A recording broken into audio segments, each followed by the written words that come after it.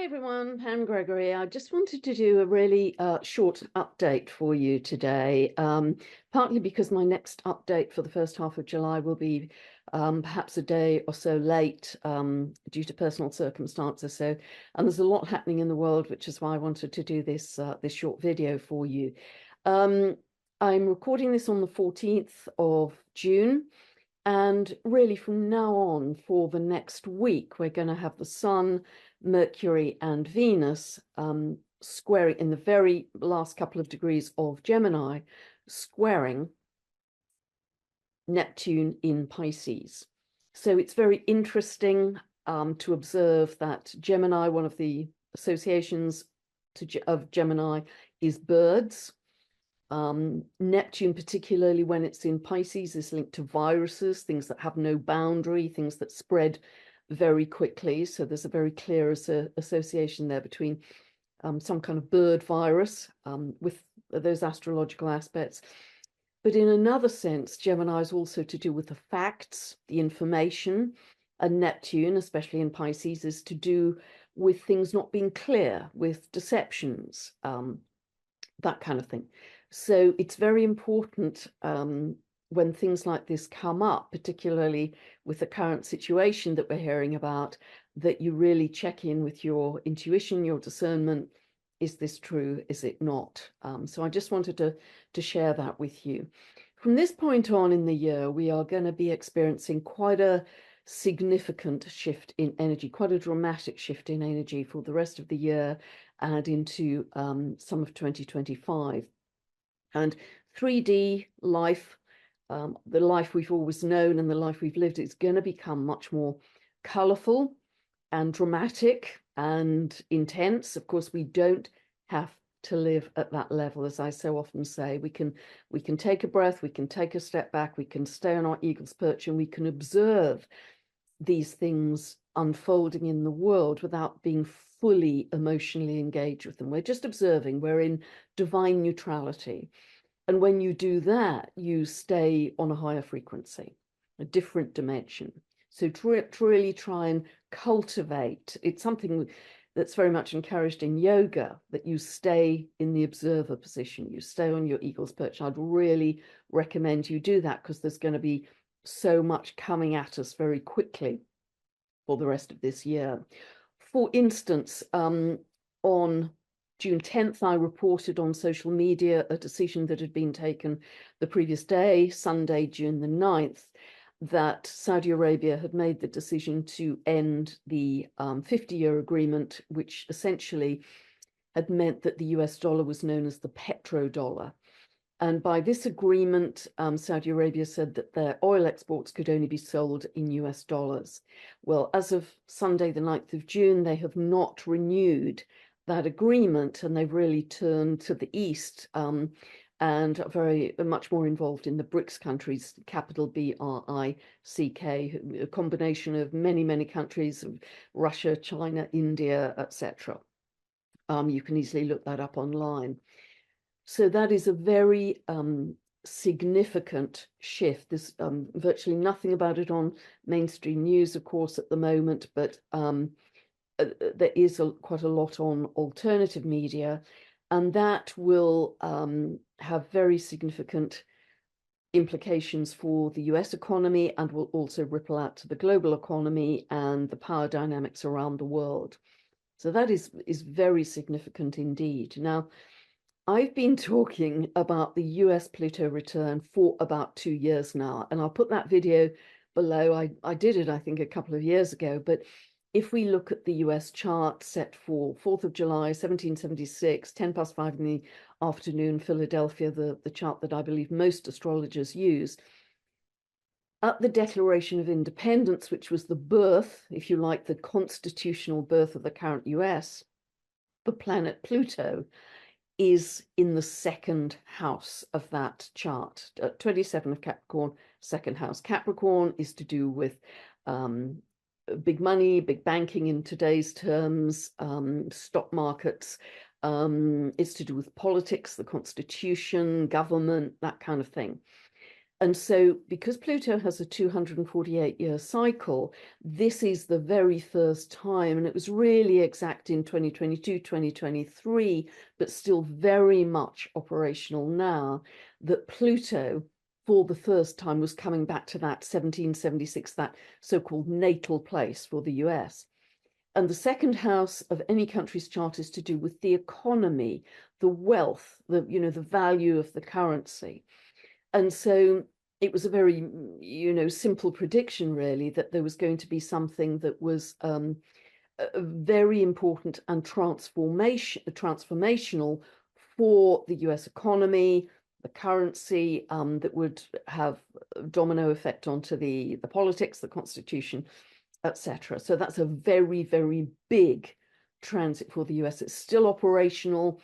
Pluto is going to retrograde back to into Capricorn, not quite to 27 degrees, but nevertheless technically conjunct that 1776 Pluto from the 2nd of September to the 19th of November. So we're still very much experiencing the US Pluto return. And that will have all kinds of ramifications, as I say, within the US. And if we think back to when Pluto originally entered Capricorn back in 2008, whenever Pluto enters a sign, within a few months, it generally brings some kind of crisis around the symbolism of that sign. So we're all very aware, September 2008, we had the financial crisis. Capricorn, stock market, banking, big money. So we have this again now. And what is interesting, and I said, I was talking about this in my last update for the full moon in Capricorn, coming up on the 21st and 22nd of June. I'll put that video below this one. Now, firstly, just to reiterate that is at 1 degree of Capricorn, that full moon, and we're under the influence of that already. But whenever you have any planetary aspect at anywhere between 28 of the mutables, those are Gemini, Virgo, Sagittarius, Pisces, up to 2 degrees of the cardinal signs, Aries, Cancer, Libra, Capricorn, that is known as the world axis. So this full moon coming up on the 21st, 22nd of June is on the world axis. And what that means is something is going to be very big on the public stage, very important on the public stage. And we're already into that energy now, linked to big business, big banking, governments, that kind of thing, because it's Capricorn. So in addition, that full moon at 1 degree of Capricorn is opposing Venus in that 4th of July 1776 chart for the US. Now, Venus in any country's chart, as I said in the last update, represents the wealth or the currency of a chart. And that is what the decision on the 9th of June has just significantly changed, let's say, significantly impacted. It's a very big decision. And Venus in the US chart, as well as having that generalized meaning of the currency and the wealth of the country, also rules in that chart the 6th house of people's health and employment in a country. It also, in that US chart, rules the 10th house of government and leadership and the 11th house of politics. So this is likely to be very important indeed. I think it will become even more important because as we move into late second half of July, because on the 21st of July, and I'll talk about this a couple of updates down the road, but I wanted to let you know about this now because I think it's going to be very big. There is a second full moon in Capricorn on the 21st of July, this time at 29 degrees of Capricorn. Now that full moon is going to be conjunct the 1776 Pluto in the US charts. It's going to activate again everything that Pluto is about. It's going to be a complete transformation for America. And this is just the beginning of it. It's going to, unfold over years to come and have global ripples, global domino effect. But that full moon, I believe, will activate more strongly that US 1776 Pluto and all that it means. In addition to that, that 29 degrees of Capricorn has been highly activated by currently transiting Pluto. As many of you know, transiting Pluto up in its orbit right now has been crisscrossing over that 29 degrees of Capricorn, the anaretic degree, the critical degree or the crisis degree of a sign, the very last degree, backtracking back and forwards. It will cross that degree again.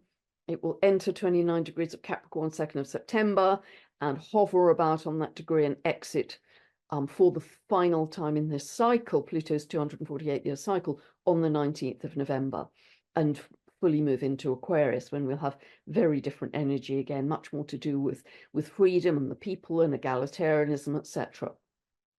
But all of that is very activated because of the full moon at 29 of Capricorn on the 21st of July, because it's already being set up by the full moon on the 21st, 22nd of June, by the full moon at 1 degree of Capricorn, because it's the US Pluto return for the very first time since the initiation of the US in its current form, because that 29 degree is not only the critical degree, the crisis degree, the anaretic degree of Capricorn, big business, big banking, money, currency, government, all of those things, verticality, wealth, elitism, but also it's being so activated by transiting Pluto. I hope all of that is making sense to you non-astrologers out there.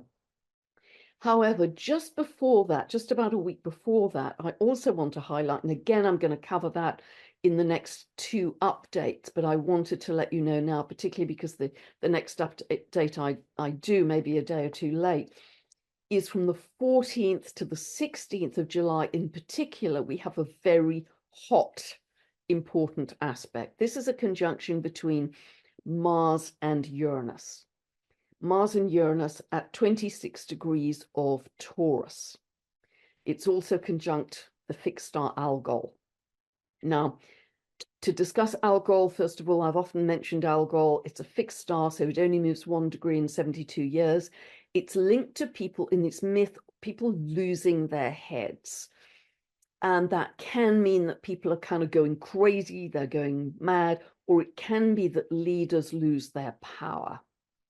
Now, already, as I'm recording this today, Uranus is already at 25 degrees.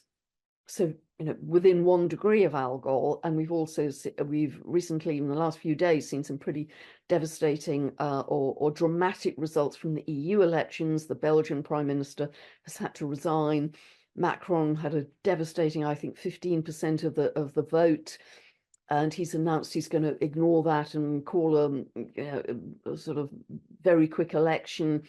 But Marine Le Pen in France had achieved more than double of Macron's vote. So, this is going to be very interesting to watch and watch for leaders losing their heads. It's going to be more exact, that aspect, as I say, in the second half of July. But it's already operational now. It becomes stronger because on the 14th to the 16th of July, Mars joins that conjunction. Mars activates, energizes that conjunction. So this Mars-Uranus conjunction is volatile, it's shocking, surprising, it's combustible, it's explosive, it's eruptive. Now, this can suggest very strong awakening happening with people, a further shattering of belief systems. It can be a very positive surprise, but it's the classic aspect for earthquakes, literal earthquakes, political earthquakes, financial earthquakes, any kind of, big eruptive, shocking event and energy. That's also exactly the time when we have the US Republican Convention over that weekend. I think it's in Wisconsin, but nevertheless, it's over those dates, 14th to the 16th of July. So that's going to be very interesting. There could be some kind of fireworks happening there. It's very much a fireworks, very explosive, eruptive. It's like lighting, lighting something, a firework that goes off. But it may be very positive. But that's the energy of it. So, but I just want to sort of step back for a moment into June, because I just want to say couple of things about June. As I say, I'm filming this on the 14th. On the 11th, we had a very strong aspect between Mars and Pluto, a square between Mars and Pluto. Now, we last had a square between Mars and Pluto on the 7th of October last year. And we may remember what happened on the 7th of October last year. This is a kind of might makes right. It's a very strong assertion of power in the world. Now, that square was then in the late cardinal signs, but that was the Hamas attack on Israel. This time around, I never know the event as an astrologer. I never know how it's going to manifest. But again, on the 11th of June, it was again Mars square Pluto, this time in the very early degrees of the fixed sign. So we expected some kind of assertive show of force in the world. And as many of you know, after many years of not doing this, Russian warships appeared, I think about 60 miles off the coast of Florida, and they were going through some military exercises. And I understand those warships have now moved down to closer to Cuba. So, that was very interesting to fulfill the symbolism that astrologers were seeing. So this is the kind of thing that we are going to see more drama, more color, more heightened intensity. Just know the analogy I've used very often in my videos is you're at a theatre, the actors are becoming aware that the audience are just not buying the storyline of the play anymore. It's not hanging together anymore. They're just not buying it. So the actors are talking louder and louder in order to keep on engaging the audience, although they can see the audience are starting to leave the theatre and it's not hanging together, it's not working. So things are going to become at that 3D level much louder, but more hollow. And just know that all of this is part of the astrology. Because at times, particularly when Pluto retrogrades back into the end of Capricorn, 2nd of September to 19th of November, particularly then, you may have this sense of, oh my goodness, everything's going backwards. Things have now gone wrong. It wasn't going the way I thought and the way I hoped. So do not start to get into that frame of mind. Do not start to think that, because that is clearly being highlighted by the astrology. I mean, astrology is so brilliant because it's so reassuring that there is some energy that is going to make some of us feel that way. Oh my goodness, it's all unraveling and going backwards. Do not feel that way, because we are absolutely on track. So, and could it possibly be that the actors are speaking more loudly because they're aware that people are leaving the theatre, or there's a need to distract you because we're all evolving so incredibly quickly? Could that be a possibility? So do not go into fear. I really, really want to say that loud. Whatever happens, do not go into fear, because if you go into fear, you are emotionally engaging with what you absolutely don't want to see more of, and actually feeding it, because you're either feeding New Earth or you're feeding the old world. You can't be in the middle with this. Energetically, you're going to be doing one thing or another. And if you're in fear, it won't be possible for you to easily see the green shoots emerging for New Earth, because you're just in a different frequency. You're in a different dimension. You won't be able to easily see that to give you the kind of hope and confidence to keep going in love and joy and gratitude. So please stay out of fear. Link with like-minded people. Come together in those simple 15-minute meditations on a Sunday that I talk about very often. 7 o'clock UK time. No Zoom links, no recordings. You just energetically join with hands and hearts and feel love, feel joy, feel gratitude, feel compassion, feel peace. Because when we do that, many people are saying they can see, they can feel or see the light that we are generating and getting stronger and stronger. And the reason for that is love is a very high vibration, and love produces a brighter light, a higher frequency light. We're little energy generators for light. I mean, we have a whole intracellular communication network based on biophotons. That's how the information is transferred between cells in our body, through the biophotons. When we're in love and joy and gratitude, we shine like lighthouses. And you can see this with some people who are very much in that frequency. They enter a room and they're like lighthouses. They're like beacons. And that, in joining together with others across the world, and it's thrilling to see this. We're creating this stronger and stronger web of light, literally, this high frequency light. And everything is created from energy and from electromagnetism. And therefore, that enables us to create these higher timelines of love, these stepping stones of love to new earth, from that brighter light, that higher frequency light. And I can sometimes see people's auras, and I know that if people are in fear or they're depressed, there's a kind of brown haze around them. There's very little light, and their auras are very contracted. Where if someone conversely is in joy, as I've talked about, there's a much bigger aura and a much brighter aura. They really are like lighthouses. And of course, HeartMath has done an enormous amount of work on this, and how the heart toroidal field is more coherent and more expansive, and expands enormously beyond the body. Whereas if you're in fear, everything is much more contracted. So understand this is part of learning our mastery. Understand that, like the caterpillar cells and the butterfly cells, that there's going to be challenge at the 3D level, in order that we are honed like diamonds, in order that we learn our mastery to stay in love. So please, please, please do kind of understand that the louder it gets on the outside, the more we need to turn inwards.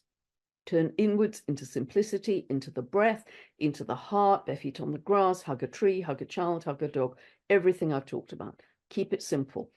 Turn into your power center, turn into your anchor. Stillness, breath. That's where you operate from. So, and that's how we will ultimately come together as one humanity. Because this whole universe is one consciousness. But we've lived in such a state of separation and division, we've just forgotten how to do that. But what brings us back together is actually paradoxically dramatic events in the world to increase our sense of compassion. Neptune's going to be on that world axis very, very soon. It is already, really, virtually already. Compassion will increase enormously, and that will allow us to come together in a much greater sense of unity consciousness. Something else I didn't mention in that wonderful conversation I had with Heather Ensworth about Neptune at 29 degrees of Pisces I had yesterday, is that if we go back to this US chart, Neptune is coming up to the IC, the base of that US chart. The base is at 1 degree of Aries. So Neptune is hovering around there, going to come on to 1 degree of Aries next year, fully in 2026. That can signify flooding in some instances. Look at what's happening with Florida right now, because that Neptune is already operational on the IC. But it means also that transiting Neptune is also opposing the MC in that US chart. The MC is the government, the leadership, and there's a sense of dissolution. Of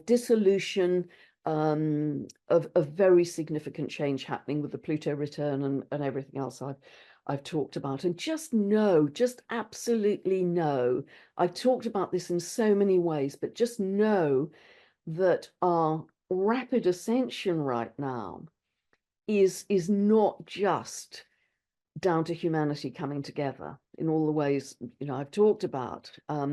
It isn't just that. It's the cosmology, it's the physics of light, it's the yuga cycles, it's the ancient prophecies, it's the astrology as well as our human efforts in what we're doing to unite and spread light around the world.